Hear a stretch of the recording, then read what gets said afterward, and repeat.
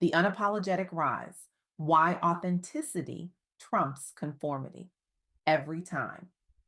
What if everything you've been told about success is a carefully constructed lie? What if the very traits you've been taught to hide are actually your greatest professional assets? I recently had the privilege of interviewing Rachel Caesar, a revolutionary voice who's not just challenging the status quo for Black women in professional spaces, she's shattering it. Rachel's groundbreaking work illuminates a powerful truth that's transforming lives across America. The path to genuine success isn't paved with self erasure, but with radical authenticity. Her fearless advocacy has sparked a movement that's redefining what it means to thrive as a Black woman in today's workplace, creating ripples of change that will be felt for generations to come. The conventional wisdom has always been clear, hasn't it? Assimilate, blend in, code switch, straighten your hair, soften your voice, make yourself smaller, more palatable, less you. But what if that entire premise is fundamentally flawed? What if success doesn't require you to erase yourself at all? This is the revolutionary perspective Rachel Caesar champions, one that's transforming how Black women navigate professional spaces across America. Her work reveals that authenticity isn't just personally fulfilling, it's strategically powerful.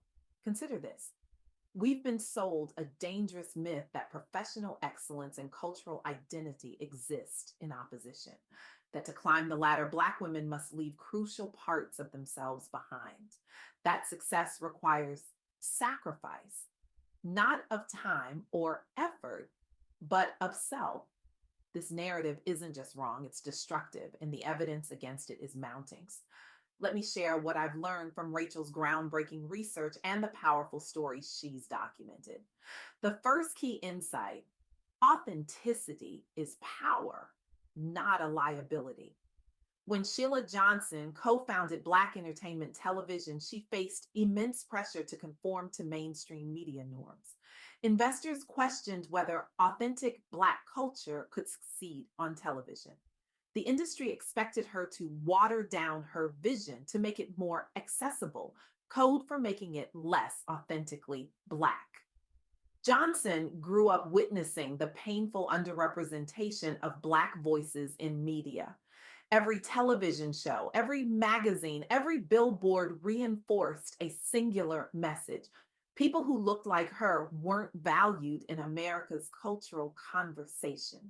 This absence fueled a fire within her, a commitment to create space where silence had prevailed for too long. But Johnson refused to compromise. She maintained her vision of authentic storytelling despite the skepticism.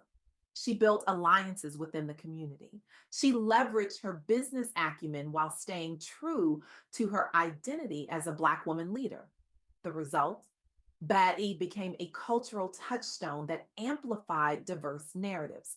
Johnson's leadership inspired generations of women entrepreneurs who saw themselves reflected at the highest level of business success. She became the first African American female billionaire through BET's sale and paved the way for more inclusive media ownership. Johnson's story isn't an anomaly, it's a blueprint.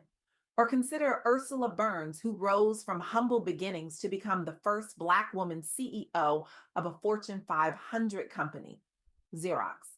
Burns was raised in public housing by a single mother who cleaned, ironed, and did childcare to put food on the table. Against overwhelming odds, she became an engineer, drawing strength from community support networks that believed in her potential when systems did not. Burns encountered stereotypes about strong leadership styles versus expected docility. She navigated double standards around assertiveness. She faced a profound lack of mentors who looked like her at senior levels. Did she respond by toning herself down? By becoming less direct, less authentic, less Ursula? No, she advocated openly for inclusion. She became a mentor and sponsor for others. She drove organizational change focused on equity rather than assimilation. Under her leadership, Xerox diversified its executive ranks.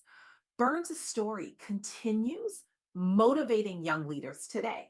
She led an $18 billion company while remaining unapologetically herself, even penning a memoir titled Where You Are Is Not Who You Are.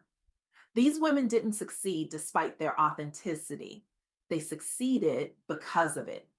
This brings us to Rachel's second critical insight: mental health is non negotiable. For too long, Black women have been expected to be superwomen, to endure, to push through, to sacrifice their well being on the altar of achievement. The strong Black woman trope isn't just exhausting, it's deadly. Dr. Stephanie Brown's Black Successful Women podcast community reveals this reality. Her guests describe battling burnout due to code switching pressures and invisibility syndrome inside majority white organizations. They detail the crushing weight of performing excellence while simultaneously erasing themselves. Dr. Brown witnessed isolation among high achieving peers, brilliant women who were succeeding by external metrics but suffering in silence. This observation sparked her desire to disrupt toxic norms with radical transparency and community building. Her podcast built space where successful Black women share journeys, from overcoming workplace microaggressions to launching businesses rooted in wellness and sisterhood. The community has created intentional mentorship circles and cultivated platforms spotlighting lived experience over sanitized narratives. The results speak volumes. Listeners report increased confidence, a renewed sense of belonging, and a commitment to setting boundaries, pursuing wholeness, not just titles. Multiple guests have gone on to launch initiatives supporting next generation leaders, creating a beautiful multiplier effect of healing and empowerment. This approach represents a fundamental shift. Success should never require sacrificing mental or emotional well being. Prioritizing therapy, rest, boundary setting, and community care aren't indulgences. They're essential strategies for sustained growth and joy in both career and entrepreneurship. The third insight Rachel emphasizes is perhaps the most powerful: community and visibility matter. Isolation is a strategy of oppression. When Black women are separated from each other, when they're made to feel like the only one in their workplace or industry, their collective power is diminished. Building supportive networks with other Black women professionals breaks isolation and amplifies collective advancement. Staying visible by promoting your accomplishments and refusing to shrink creates new opportunities, not just for yourself, but for those coming after you. This isn't just theory, it's transformation in action.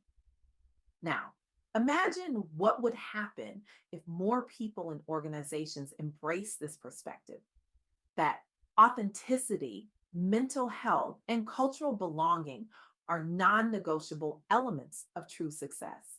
We'd see workplaces transformed into environments where creativity flourishes because people feel safe being themselves. Rates of burnout among high achieving Black women would decrease dramatically as rest becomes normalized alongside ambition instead of being seen as weakness. Organizations would benefit too. Research consistently shows diverse teams perform better when members don't feel pressured into conformity, but bring unique perspectives forward. A win win scenario that lifts individuals while driving innovation system wide. But let's be clear, this isn't just about corporate America becoming more comfortable for Black women. This is about Black women reclaiming their power and redefining success on their own terms. It's about recognizing that your natural hair in the boardroom isn't just acceptable, it's magnificent. Your authentic voice at the table isn't just allowed, it's necessary. Your cultural expressions and perspectives aren't distractions, they're innovations waiting to transform industries. The revolution Rachel Caesar champions isn't asking for permission to exist. It's declaring that Black women's full, authentic selves are the very foundation of their excellence. This perspective demands we ask different questions, not how can I fit in here, but how can this space expand to embrace all that I bring? Not how can I tone myself down, but how can my voice rise to its natural, powerful register? The data is clear. The stories are compelling. The lived experiences are undeniable. So I challenge you today. What part of yourself have you been hiding in pursuit of acceptance? What brilliance remains unexpressed because you've been told it's too much, too loud, too different? The world doesn't need more conformists. It needs your voice unfiltered, your ideas uncompromised, your presence undiluted. Stand in your truth, speak your mind, show up fully in every room you enter. And when you encounter resistance, as you inevitably will, remember that your authenticity isn't just your birthright, it's your superpower. The next time someone suggests you should make yourself smaller to succeed, recognize that for what it truly is, fear. Not your fear, but theirs. Fear of your brilliance, fear of your potential, fear of the change you represent. Today is the day to reject the false choice between success and selfhood. Today is the day to embrace the revolutionary truth that Rachel Caesar's work illuminates.